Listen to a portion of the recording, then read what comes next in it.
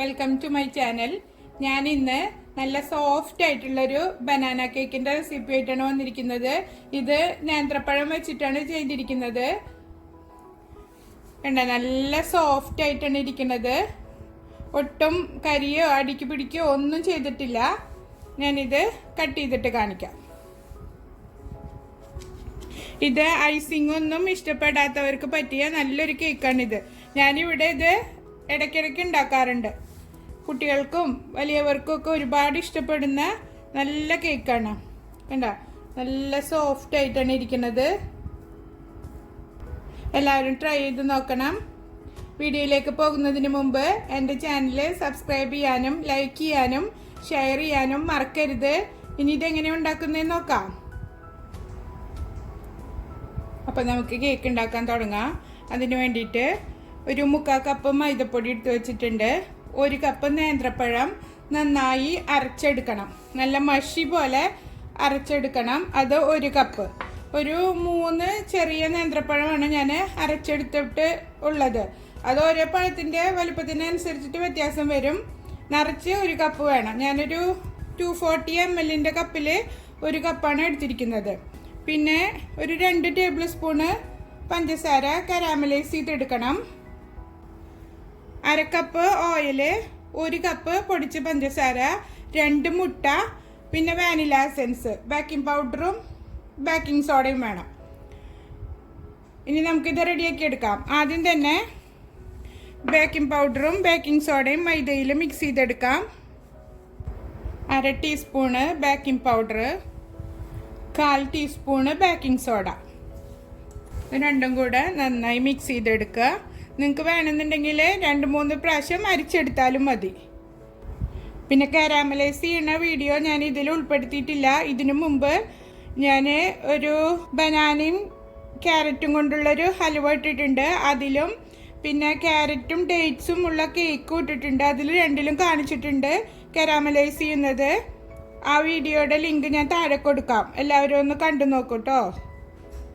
നന്നായി മിക്സ് ചെയ്തെടുത്തതിന് ശേഷം നമുക്ക് എഗ്ഗ് പതപ്പിച്ചെടുക്കാം. എഗ്ഗ് പതപ്പിച്ചെടുക്കാൻ വേണ്ടിയിട്ട് ഒരു വലിയ ബൗളെടുക്കുക.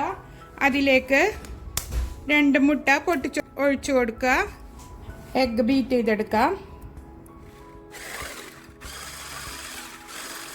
ഇതിലേക്ക് പഞ്ചസാര ചേർത്ത് കൊടുക്കുക. പഞ്ചസാര കുറേശ്ശെ ചേർത്തിട്ട് ബീറ്റ് ചെയ്തെടുക്കുക.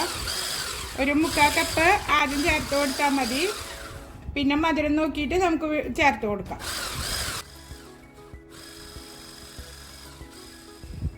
ഇനി നമുക്കിതിലേക്ക് ഓയിൽ ഒഴിച്ചു കൊടുക്കാം. ഞാനൊരു 1/2 കപ്പ് ഓയിലാണ് ഒഴിച്ചു കൊടുക്കുന്നത്. എന്നിട്ട് ഇത് നന്നായി ബീറ്റ് ചെയ്തെടുക്കാം. നന്നായി ബീറ്റ് ചെയ്തെടുത്തിട്ടുണ്ട്. ഇനി ഇതിലേക്ക് മൈദപ്പൊടി കുറേശ്ശെ ചേർത്തിട്ട് ഇളക്കി മിക്സ് ചെയ്തെടുക്കാം. ഇനി ബീറ്ററിൻ്റെ ആവശ്യമില്ല. നമുക്ക് കുറേശ്ശെ ചേർത്തിട്ട് ഫോൾഡ് ചെയ്തെടുത്താൽ മതി. ഈ സമയത്ത് ഓവണ് പ്രീ ഹീറ്റ് ചെയ്യാൻ വെക്കണം. 160 ഡിഗ്രി സെൽഷ്യസിൽ 10 മിനിറ്റ് ഞാൻ പ്രീ ഹീറ്റ് ചെയ്യാൻ വെച്ചിട്ടുണ്ട്. അടുത്ത ബാച്ച് ഇട്ട് കൊടുക്കുക. എന്നിട്ട് ഒട്ടും കട്ടയില്ലാതെ ഇളക്കിയെടുക്കുക.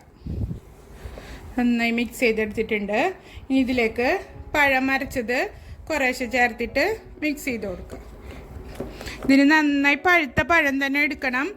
നന്നായി പഴുത്ത തൊലിയൊക്കെ കറുത്ത പരുവത്തിലുള്ള പഴമില്ല, അത് തന്നെ ഇതിനു വേണ്ടി എടുക്കണം.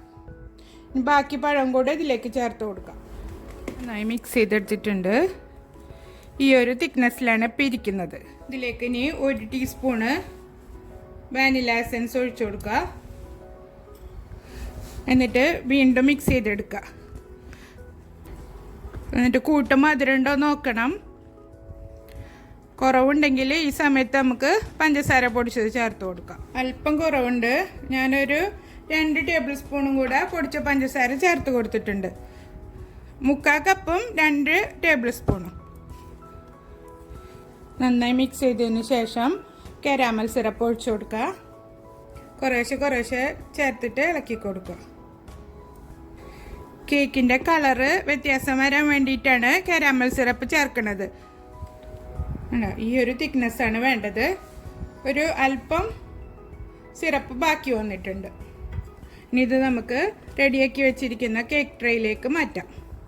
അതിന് മുമ്പ് ഒരു നുള്ളു ഉപ്പ് കൂടെ ചേർത്ത് കൊടുക്കാം. ഈ കേക്ക് ട്രേയിലേക്ക് മാറ്റാം. ഞാനിവിടെ ഓൾറെഡി നെയ്യ് തടവിയിട്ട് മൈദപ്പൊടി തട്ടിയിട്ട് എടുത്തിട്ടുണ്ട്. അതിലേക്ക് കേക്ക് മിശ്രിതം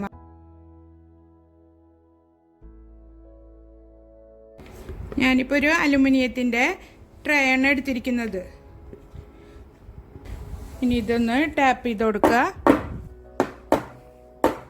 എയർ ബബിൾസ് ഒക്കെ പോകാൻ വേണ്ടിയിട്ടാണ് അങ്ങനെ ചെയ്യുന്നത്. ഇനി നമുക്കിത് ഓവണിൽ വെച്ചിട്ട് ബേക്ക് ചെയ്തെടുക്കാം. ഒരു അരമണിക്കൂർ മുതൽ 3/4 മണിക്കൂർ വരെ ബേക്ക് ചെയ്തെടുക്കാം. ഞാനിത് എത്ര മിനിറ്റ് വെച്ചു എന്നുള്ളത് ലാസ്റ്റ് പറയാം. നമ്മുടെ കേക്ക് റെഡി ആയിട്ടുണ്ട്. ഞാനിത് ഓവണിൽ നിന്ന് എടുത്തിട്ടുണ്ട്. ടൂത്ത് പിക്കുമ്പോൾ ഒട്ടും ഒട്ടിപ്പിടിക്കുകയോ ഒന്നും ചെയ്തിട്ടില്ല. നന്നായി വെന്ത് കിട്ടിയിട്ടുണ്ട്. നല്ല സോഫ്റ്റ് ആയിട്ടാണ് ഇരിക്കുന്നത്. ഇപ്പോൾ ഇത് നന്നായി ചൂടാറിയിട്ടുണ്ട്. ഇനി ഇത് നമുക്ക് ഡീമോൾഡ് ചെയ്തെടുക്കാം. ഞാനിപ്പോൾ ഒരു കേക്ക് ഗ്രില്ലുമ്മലേക്ക് ഡീമോൾഡ് ചെയ്തെടുക്കണത് കണ്ടോ. നല്ല സോഫ്റ്റ് ആയിട്ടുള്ള കേക്കാണ്.